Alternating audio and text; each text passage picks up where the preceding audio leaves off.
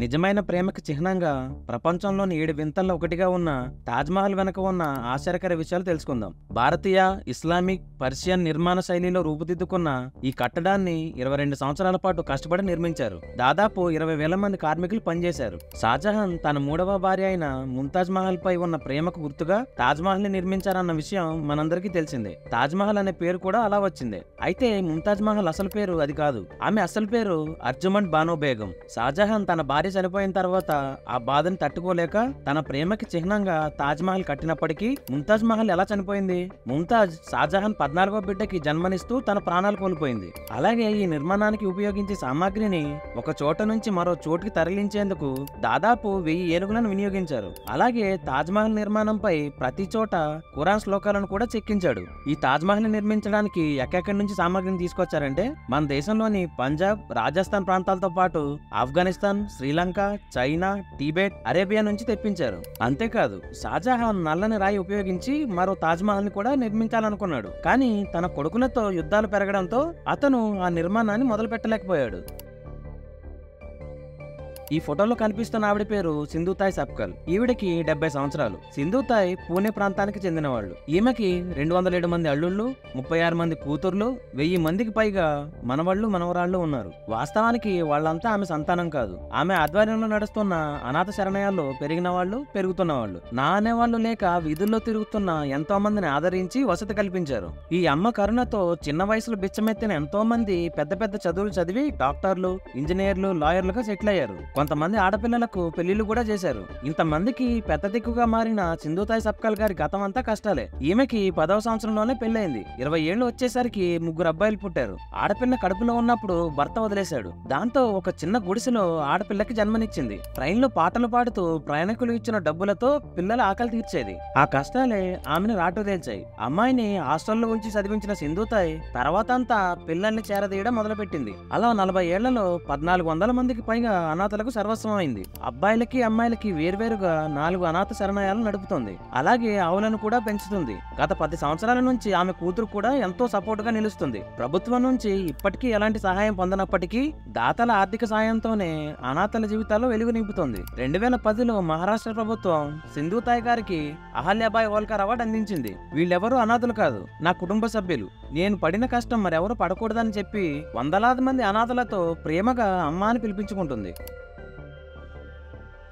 మన దేశ అపరకుబేరుడు ముఖేష్ అంబానీ, నీతా అంబానీ దంపతుల చిన్న కుమారుడు అనంత్ అంబానీ. ఇతని పెళ్లి అంగరంగ వైభవంగా జరిగిందనే సంగతి అందరికీ తెలిసిందే. అయితే అనంత్ అంబానీ అంటే అందరికి గుర్తొచ్చేది అతని బరువు. అసలు అంత బరువు ఎలా అయ్యాడు? గతంలో బరువు తగ్గి మళ్ళీ ఎందుకు పెరిగాడు అనే విషయం గురించి తెలుసుకుందాం. అనంత్ అంబానీ 2013 సమయంలో ఐపీఎల్ మ్యాచ్లకు వచ్చేవారు. అప్పుడు చాలా లావుగా కనిపించేవారు. కొన్నేళ్ల తర్వాత 2016లో ఒక్కసారిగా చాలా సన్నమై కనిపించారు. 208 కేజీల నుంచి దాదాపు 108 కేజీలు తగ్గి 100 కేజీలకు వచ్చారు. దీనికోసం చాలా కష్టపడ్డారు. రోజుకి 5 నుంచి 6 గంటల పాటు ఎక్సర్సైజ్ చేసేవారు. ప్రతిరోజు 21 కిలోమీటర్ల వరకు వాకింగ్ చేసేవారు. బెస్ట్ ఫిట్నెస్ ట్రైనర్ అయిన వినోద్ చన్నా ఆధ్వర్యంలో కఠినమైన డైట్ పాటించి బరువు తగ్గారు. అయితే అనంత్ అంబానీకి ఆస్తమా ఉంది. దాన్ని కంట్రోల్ చేయడానికి స్టెరాయిడ్స్ వాడారు. వాటి సైడ్ ఎఫెక్ట్స్ వల్ల బరువు పెరిగారు. ఈ విషయాన్ని 2017లో ఇచ్చిన ఇంటర్వ్యూలో స్వయంగా అనంత్ అంబానీ తల్లి నీతా అంబానీ గారు చెప్పారు. ఆస్తమా వంటి తీవ్రమైన వ్యాధులతో బాధపడే వారికి డాక్టర్స్ ఎక్కువగా స్టెరాయిడ్స్ సజెస్ట్ చేస్తారు. దీంతో హాస్పిటల్లో చేరాల్సిన పరిస్థితి లేకుండా శ్వాసకోశల వాపు తగ్గి ఉపశమనం లభిస్తుంది. అయితే ఈ స్టెరాయిడ్స్ వాడటం వల్ల విపరీతమైన ఆకలి వేస్తుంది. అప్పుడు గనక ఫుడ్ తినడం కంట్రోల్ చేయకపోతే లావు పెరిగిపోతారు. అలా అనంత్ అంబానీ లావు పెరిగారు. మనం ఎగరవేసే మన జాతీయ జెండా ఎక్కడ తయారు చేస్తారో తెలుసా? మన నేషనల్ ఫ్లాగ్ ని ఎవరు పడితే వాళ్ళు ఎక్కడ పడితే అక్కడ తయారు చేయకూడదు. వీటిని కర్ణాటకలోని ధార్వాడ్ సిటీకి దగ్గరలో గరగ్ విలేజ్ లో ఉన్న ఒక ఫెడరేషన్ తయారు చేస్తుంది. ఆ ఫెడరేషన్ పేరు Karnataka Khadi Gramodyog Samyukta Sangh. Bureau of Indian standards ద్వారా అఫీషియల్ గా ఇక్కడ మన జాతీయ జెండాని తయారు చేసి సప్లై చేస్తారు. 2002 నుంచి 5 కోట్లకు పైగా జాతీయ జెండాలను తయారు చేశారు. వీటిని తయారు చేయడానికి 90% పైగా మహిళలే పనిచేస్తున్నారు. According to flag code of India 2002 ప్రకారం ఫ్లాగ్ లో గనక కలర్, సైజ్ లేదా థ్రెడ్ కౌంట్ లో ఏదైనా తప్పు జరిగితే వాళ్ళకి జరిమానా లేదా జైలు శిక్ష విధిస్తారు. ఇక్కడ చాలా శ్రద్ధతో మన జాతీయ జెండాలను తయారు చేస్తారు.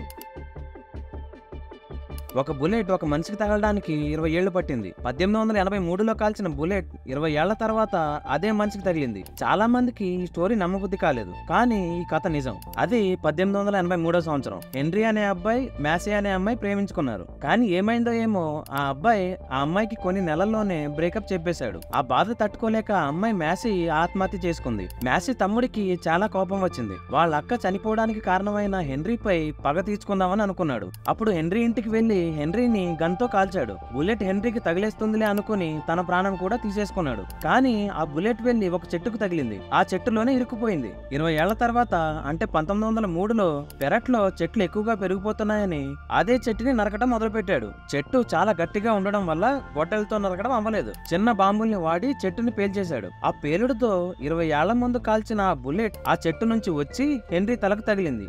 దాంతో అతను చనిపోయాడు. ఈ స్టోరీ ద్వారా మీరు ఏం నేర్చుకున్నారో కామెంట్ చేయండి. ఇప్పుడు నేను చెప్పబోయేది ఒక తండ్రి కొడుకుల కథ.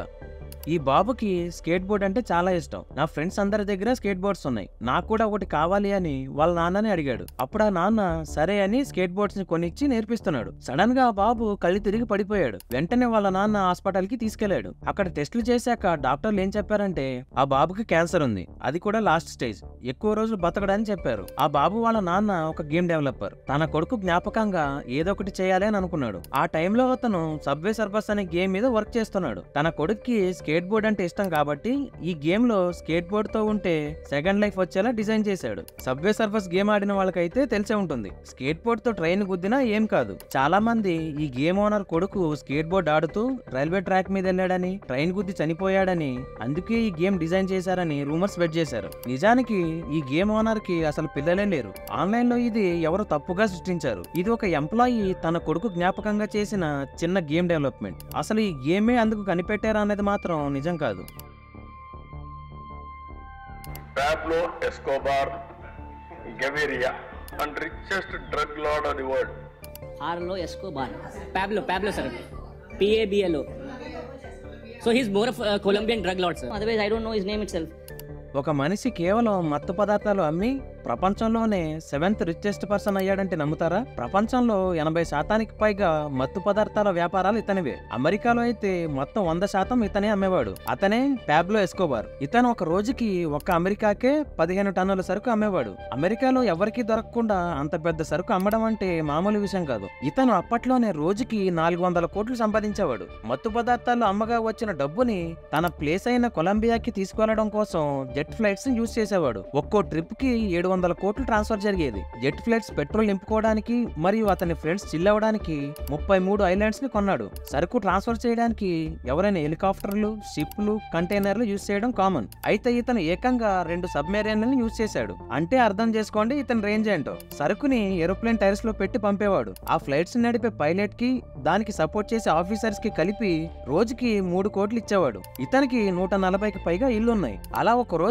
ఐలాండ్ లో ఉన్నప్పుడు తన కూతురికి చలి వేస్తుందని హీటర్స్ కూడా లేకపోవడంతో మన రూపీస్ లో 14 కోట్లు విలువ చేసే నోట్లను తగలబెట్టి వెచ్చదనం ఉండేలా చేశాడు. ఇతను చెప్పినట్లు వినలేదని 200 జడ్జిలని, 1000 మంది పోలీసులని మరియు రిపోర్టర్స్ ని చంపేశాడు. చాలా మంది రాజకీయ నాయకులు ఇతని దగ్గర డబ్బులు తీసుకుని సపోర్ట్ చేసేవాళ్ళు. ఎంత పెద్ద తోపైనా రాజకీయ నాయకులు సపోర్ట్ ఉన్నంత వరకే. ఒక్కసారి వాళ్ళు ఫిక్స్ అయితే వాడు ఎంత పెద్ద వాడైనా అయిపోయినట్టే. తన మీద ఉన్న కేసులను ఎత్తేస్తే కొలంబియాకి ఉన్న అప్పు మొత్తం తీర్చేస్తా అన్నాడు. దానికి కొలంబియా ఒప్పుకోలేదు. 1993 డిసెంబర్ 3న కొలంబియా ఒక సీక్రెట్ ఆపరేషన్ చేసి పాబ్లోని చంపేసింది. చంపి ఇలా ఫోటో దిగి పేపర్ లో వేసింది. కొలంబియా గవర్నమెంట్ పాబ్లో ఆస్తులను స్వాధీనం చేసుకుని 60% దేశం అప్పులు తీర్చేసింది. ఇలాంటి వాళ్ళని పెంచేది వాళ్లే, వాళ్ళు చెయ్యి దాటిపోతే చంపేసేది వాళ్లే.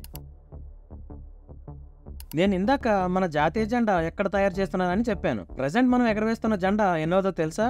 6వది. దీనికన్నా ముందు 5 జెండాలు ఉన్నాయి. ప్రతి జెండాకు ఒక అజెండా ఉంది. నెంబర్ 1, ఈ జెండాను ఆగస్టు 7, 1907లో కోల్కతాలో ఎగరవేశారు. ఈ జెండాకి మధ్యలో వందే మాతరం అని రాసి ఉండేది. నెంబర్ 2, ఆగస్టు 22, 1907లో బికాజీ కామా గారు ఈ జెండాని ఎగరవేశారు. నెంబర్ 3, 1917లో డొమినియన్ స్టేటస్ కోసం డిమాండ్ చేస్తున్న టైంలో ఫస్ట్ టైం ఈ జెండాని ఎగరవేశారు. నెంబర్ 4, 1921లో all India Congress summit session బెజవాడలో జరిగినప్పుడు ఆంధ్ర యూత్ తయారు చేసిన ఈ జెండాను గాంధీజీ గారు ఎగరవేశారు. నెంబర్ 5, 1931లో ఈ ఫ్లాగ్ ని అడాప్ట్ చేసుకున్నారు. నెంబర్ 6, 1947 జూలై 22న ఈ తిరంగా జెండాను ఫస్ట్ టైం ఎగరవేశారు. ఈ జెండాని డిజైన్ చేసింది కృష్ణా జిల్లాకు చెందిన ఫ్రీడమ్ ఫైటర్ శ్రీ పింగళ వెంకయ్య గారు. మన దేశం గర్వించదగ్గ జెండాను తయారు చేశారు.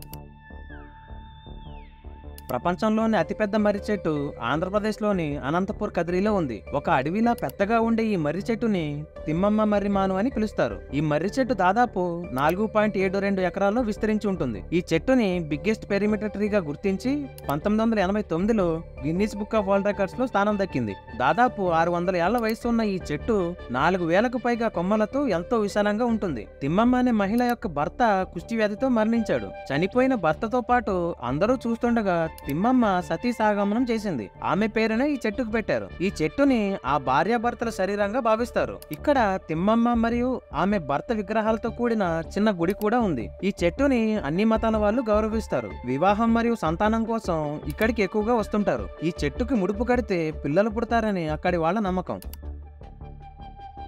స్విట్జర్లాండ్ కి చెందిన జావియర్ రోసెట్ అనే వ్యక్తి తన ఉద్యోగం, ఇల్లు, ఆస్తులు అన్ని సర్వస్వాన్ని వదిలేసి తన హ్యాపీనెస్ ను వెతుక్కుంటూ వెళ్లి పెసిఫిక్ ఓషన్ మధ్యలో ఉన్న టోఫువా అనే ఐలాండ్ లో 300 రోజుల పాటు ఒంటరిగా ఉన్నాడు. అక్కడికి వెళ్లే ముందు తనతో పాటు బట్టలు, ఒక కత్తి, medical kit, satellite phone, camera equipment ని ఛార్జింగ్ పెట్టడానికి ఒక సోలార్ ప్యానెల్ ని తీసుకెళ్లాడు. అక్కడికి వెళ్ళాక ఉండటానికి ఒక చిన్న గుడిసెను కూడా ఏర్పాటు చేసుకున్నాడు. ఫుడ్ కోసం చేపల్ని పట్టుకుని తినేవాడు. ఆ ఐలాండ్ అంతా తిరిగి చూస్తూ ఆనందించడం మొదలుపెట్టాడు. ఆ అడవిలో ఒంటరిగా ఉంటున్న జేవియర్ కి ఒక అడవి పంది పిల్ల కనిపించింది. దానిని తనతో పాటు తీసుకెళ్లి పెంచుకున్నాడు. ఈ హోల్ ప్రాసెస్ లో జేవియర్ తన లైఫ్ లో చాలా సింపుల్ అండ్ చిన్న చిన్న విషయాలను కూడా ఎంజాయ్ చేయడం నేర్చుకున్నాడు. ఫైనల్ గా తాను వెతుకుతున్న రియల్ హ్యాపీనెస్ ని పొందాడు. నీతో ఎవరు ఉన్నా లేకపోయినా నీతో నువ్వు హ్యాపీగా ఉండటం చాలా ఇంపార్టెంట్. మరియు జీవితంలో ప్రతి మూమెంట్ ని ఎంజాయ్ చేయాలి అని తన ఎక్స్పీరియన్స్ ని షేర్ చేసుకున్నాడు. ఈ 10 వాటిలో మీకు ఏది బాగా నచ్చిందో కింద కామెంట్ చేయండి. సో ఇది ఫ్రెండ్స్ ఇయాల్టి వీడియో. ఈ వీడియో మీకు నచ్చిందని అనుకుంటున్నాను. ఈ వీడియో కనుక మీకు నచ్చినట్టయితే వీడియోని లైక్ చేయండి.